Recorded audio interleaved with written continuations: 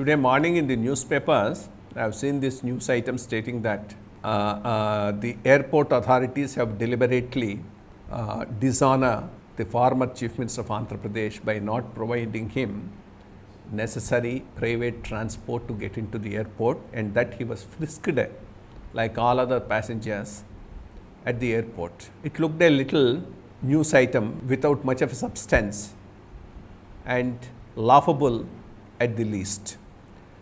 First of all, there are 2-3 issues here.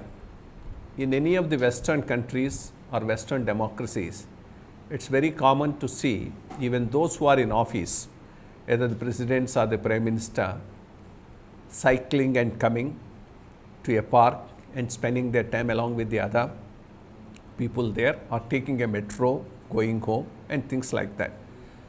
When they are willing to do such things, even when they are in power, it looked a little strange to insist that people should be treated separately when they are out of power, and to show as if they are doing a favor to others by submitting themselves to frisking and regular checking. In fact, any protocol is a protocol to a post, not to an individual. The moment you are not in that post, the protocol goes with it. So, when you are not in Chief Minister of a state or the Prime Minister of the country, you are like an ordinary citizen, and whatever is the protocol that is assigned to that particular post which you are holding at that particular point will only be available to you, nothing more, nothing less.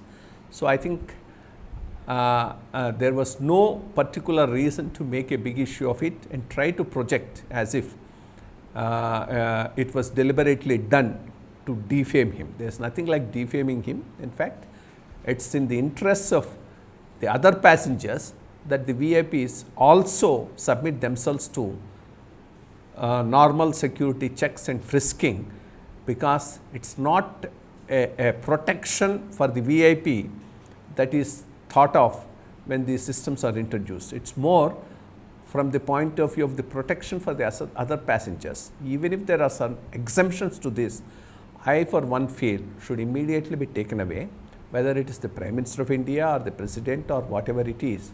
Everybody should be subject to the same security concerns and the regulations as are applicable to other common people. This type of an artificial feeling of that we are different from others is coming because most of our leaders are spending recklessly out of the public exchequer by going in private planes and not being subject to the other type of security checks which are made applicable to the other people.